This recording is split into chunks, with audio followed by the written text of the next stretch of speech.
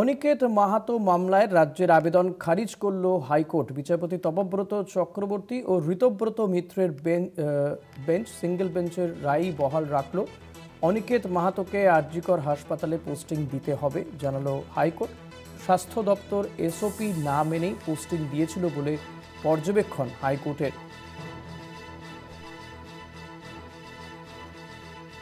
আরজিকরের চিকিৎসক ধর্ষণ এবং হত্যায় আন্দোলনকারীদের মধ্যে অন্যতম মুখ অনিকেত মাহাতো, এবং অনিকেত মাহাতোকে অন্যত্র পোস্টিং দেওয়া হয়। অনিকেত মাহাতো এই নিয়ে পরে আদালতের দ্বারস্থ হয়েছিলেন এবং এক্ষেত্রে অনিকেত মাহাতোর যে মামলা, সেই মামলা রাজ্যের আবেদন খারিজ করল হাইকোর্ট। বিচারপতি তপব্রত চক্রবর্তী ও ঋতব্রত মিত্রের বেঞ্চ সিঙ্গেল বেঞ্চের রায় বহাল রাখল।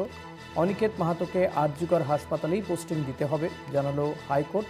স্বাস্থ্য দপ্তর এসওপি না মেনেই পোস্টিং দিয়েছিল বলে পর্যবেক্ষণ হাইকোর্টের।